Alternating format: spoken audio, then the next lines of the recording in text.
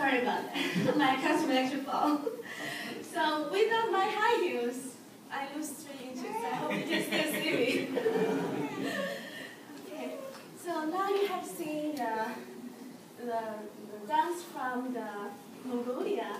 You see the dance from the Uyghur.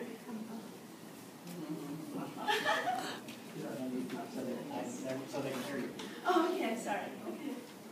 And now we're going to see another dance, which is Dai ethnic dance group.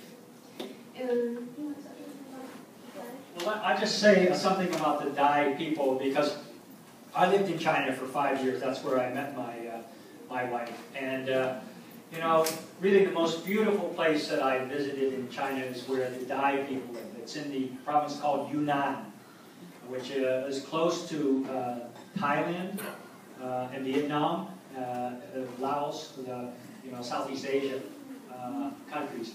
And they have lots of ethnic groups in Yunnan. It has a climate that's very much like California, and it's very moderate, and they have high mountains, lots of forests. And then they have these beautiful old cities that have been well preserved. And in fact, the place Shangri-La is in the province of Yunnan, up in the mountains. It's marvelous. And so the Dai people have unique dances, they have unique customs, they have special food that they eat. So they're well known in China. I think there are about 1.3 million Dai people in China. And as I say, they have the same kind of ethnic lines as the Thai people, Thailand people, or Laos, Cambodia, Burma, yes. Vietnam. They all have the same genetic makeup. And so they have the same type of customs. They're predominantly Buddhist. I don't know whether you know, if you've been to China, you'll be surprised at how religious some of the Chinese people can be, especially in following Buddhism. That's the one religion that's very much encouraged in China. So it's a very special place that I visited and enjoyed very much. So you want to talk about the dance? Yes, actually the dance, the name of the dance is called Bamboo Under the Moonlight. So please, if you want, close eyes a little bit and think, and picture, imagine a picture like this. Beautiful, breezy summer night, under the beautiful moonlight, men and women gathering into the, bamboo pavilion and enjoy the life, talk about their village lives, and maybe some of the men, some of them, young guy and young girl were falling down under that kind of atmosphere. Actually, there is another interesting tradition in Dai as well. It's like they have a festival called Water Festival. Water Festival is that if the pour water of people, if you are popular, the more people will pour water on you, and the more wet you get. So if people don't pour water on you, you might get upset. Because don't get away. This means people don't like you. So it's kind of different. And as Tom said earlier, the Dai is very similar to the culture of some of the southeastern culture. So very similar to the Thai. And the dance, if you see, they might have some movement very similar to some Thai dance you will see. I think the girls almost finishing their changing their costume, and maybe can give them another round of applause. Yes.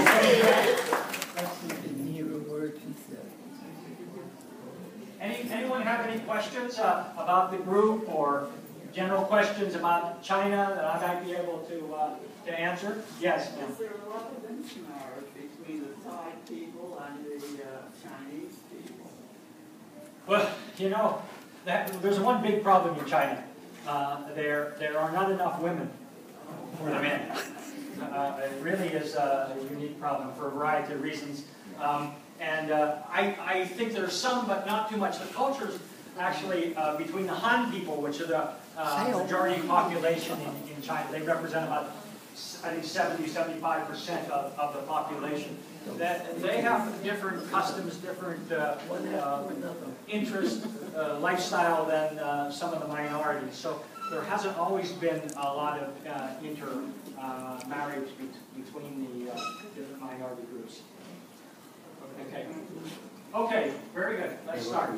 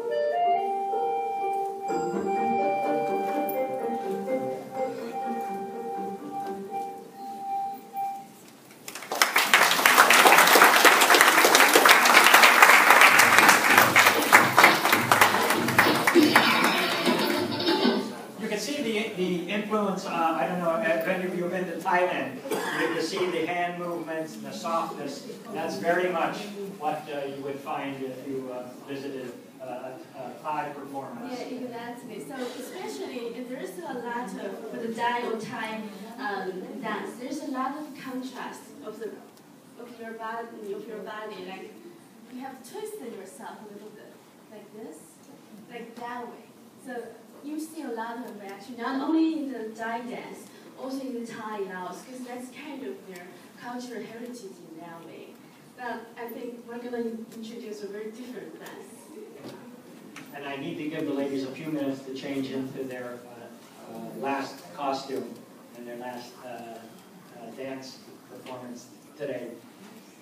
And I thought one of the things I might do, spontaneously thought about this, is to tell you one of the things that surprised me most about living in China.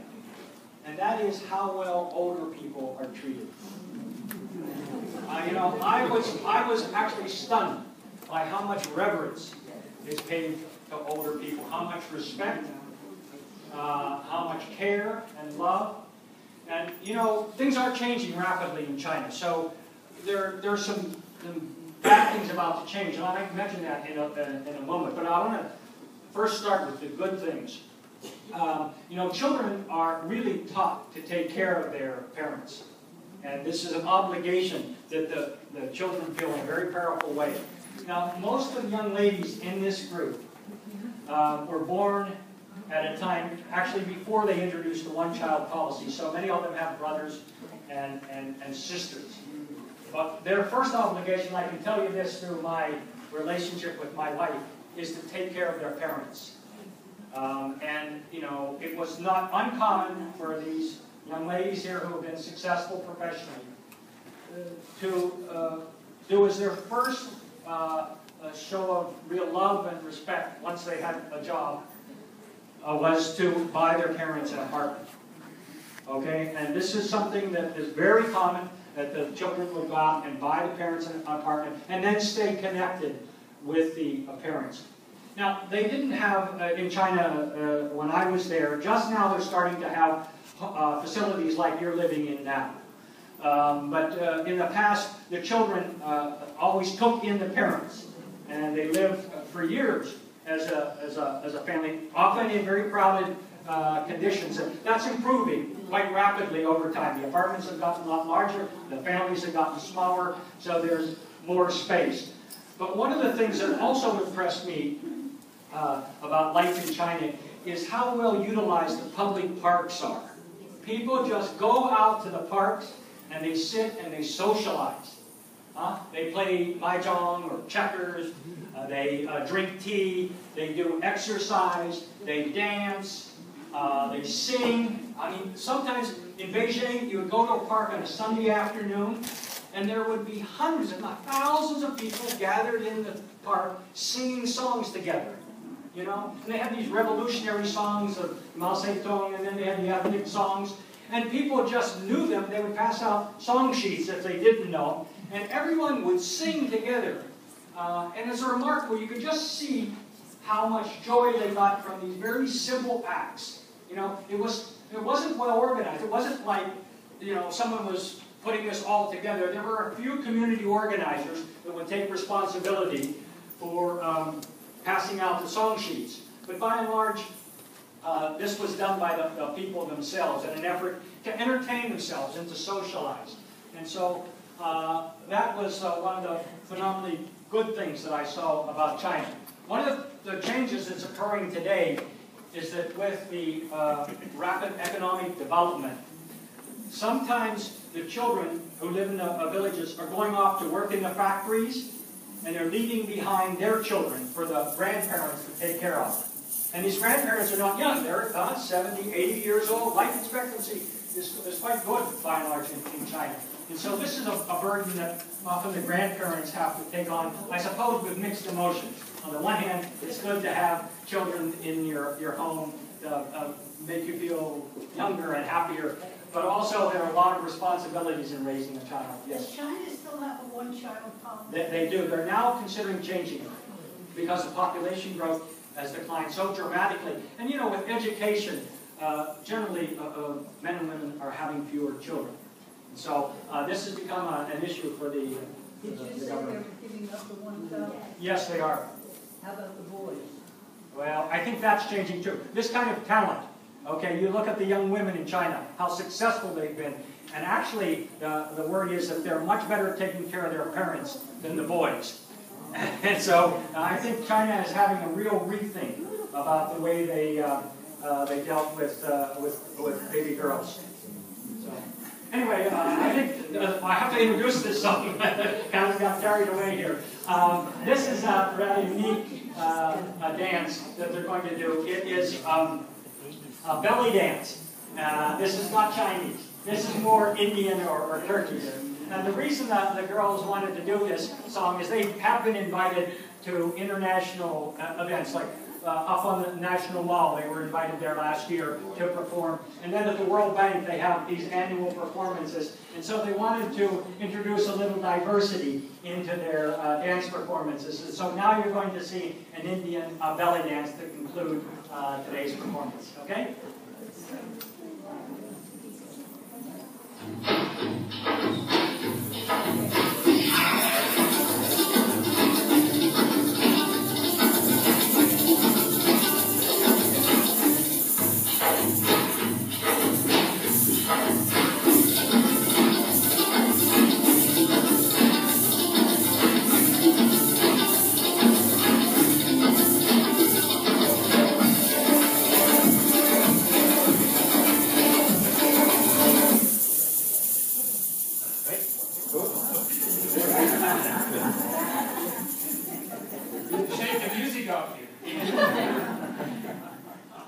It's all the problem as sort of the technology. Nothing to do with that. Yeah. It's all technology.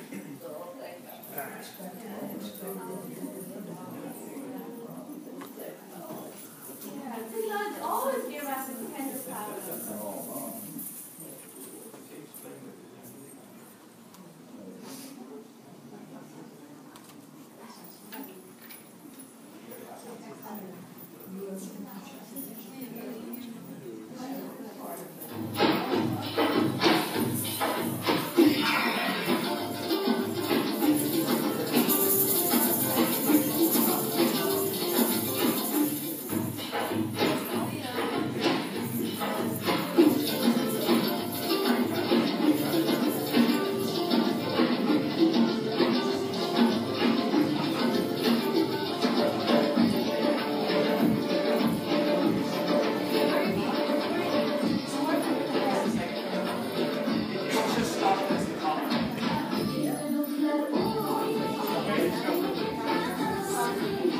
So you hear it 3 times now. Wait, the third time. Third time the charm. Yeah, we really want to shred you.